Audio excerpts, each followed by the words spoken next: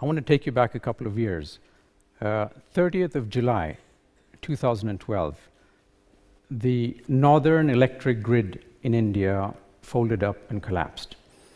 And this happened at about 2:30 in the morning. So the next morning, there were some 700 million people who woke up to a completely new reality. Factories, offices, homes, airports, hospitals, nothing worked. This was history. This was the single biggest blackout that the world had ever experienced. In a situation where nothing worked, right? I don't know how many of you have experienced the traffic in New Delhi. Anyone? Okay, now imagine it without the traffic lights, and it gets really interesting. So, no radio, no TV, no internet, no drinking water. This is a personal favorite. You can only flush the toilet once. This is particularly, yeah. So the question is, why? You know, why did this happen? Why is the situation this way? It's very, very easy to understand. India has 1/5 of the world's population. It has 1/30th of the energy. That is the root cause of the problem. The tragedy was not the blackout. The real tragedy is that there are 400 million people, 400 million people in India alone who have never experienced electricity. Pretty much everything that we've spoken of here today is of no relevance to them because they don't even have the basic building block of a modern society. They don't have power. So why doesn't India solve this? You know, I mean, it's been independent for 50 years, and you know, it's a reasonably advanced country. Well, there's no simple answer. There are many reasons for that. You know, political paralysis, bureaucratic inefficiency, but probably the most relevant reason is cost. It is hugely expensive. It would be hundreds of billions of dollars to build this infrastructure to serve 400 million people. So if you're a decision maker in India, what would your decision be? Would you ration the available power and channel it to the cities that we've heard so much about today and the industrial areas, which are the engines of your economy? Or would you refocus that resource and provide energy to the hundreds of millions who don't have power today? My point is that the existing model itself is broken. The way we generate and distribute energy is archaic. This architecture that we have of the grid today is over 100 years old. Nothing has changed really since the time we invented electricity. Now, typically, what we do is we build these gigantic power plants, which cost billions of dollars, take anywhere from 5 to 7 years to build. We fuel these with coal, with oil, with natural gas, sometimes nuclear power. Now, the environmental aspects of burning all this fossil fuel, let's not even go there.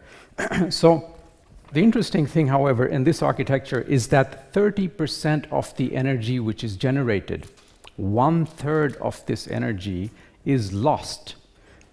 This energy travels thousands of kilometers before it reaches the customer, and 1/3 of it is lost on the way. That is the reality facing India today. There has to be a better way. There has to be a simpler, cheaper, easier way. There is a simpler, cheaper, easier way. Now, instead of building these gigantic power plants, how about if we shift the model? However, if we flip it on its back, if we, instead of building these huge power plants, build small ones instead of concentrating all the resources in one large one, if we distribute these power plants across the country, instead of using fossil fuels, how about if we use clean energy and solar and wind instead? And that is what we do today. So the real hero here are the new technologies that are available. It is lithium batteries, it's low-cost solar cells, it's high-efficiency motors, it's super bright LEDs. These technologies didn't exist 10 years ago. This and the large-scale manufacturing of these technologies is what brought the price down to the point where we today have grid parity. It's a fancy term of saying it's as cheap to do it with this than it is with the grid. Another aspect which is very, very important is that technology enough is not going to solve your problem. You need to adopt a low-cost approach. Low cost needs to be a mindset, low cost needs to be a philosophy, low cost needs to become a religion. And when it is executed properly, low-cost thinking can deliver amazing results. And since many of us were referring to movies here today, I'm going to do that as well. This was last year's super blockbuster, Gravity. I don't know how many of you saw this movie. Now, this cost some $100 million to produce. Gravity is a movie about a space mission. Now, just 1 month ago, on the 24th of September, India put a spacecraft into orbit around Mars. This was the Mangalyaan project. This entire project cost just $74 million. And that is, the miracle that low-cost thinking can deliver. So where's all this leading? What is this relevant? Well, today it is possible to deliver clean lighting. You can light up a home at the bottom of the pyramid for as little as $2 a month. $2 a month is not a lot of money. For $2 a month, a shopkeeper can keep his shop open for extra 3 to 4 hours, almost doubling their income. And if you really feel like splurging, for $6 a month, this will land you in the lap of luxury. Not only can you light up your house, you can now use a fan to cool you when it's 45 degrees hot outside. You can charge your phone, you can charge your computer even. Now, perhaps the real game changer is something like this. This is a very simple electric bicycle, but really this is a revenue multiplier for a small farmer. Just taking their vegetables and produce an extra 20 kilometers can sometimes double the amount of money that they can get paid for.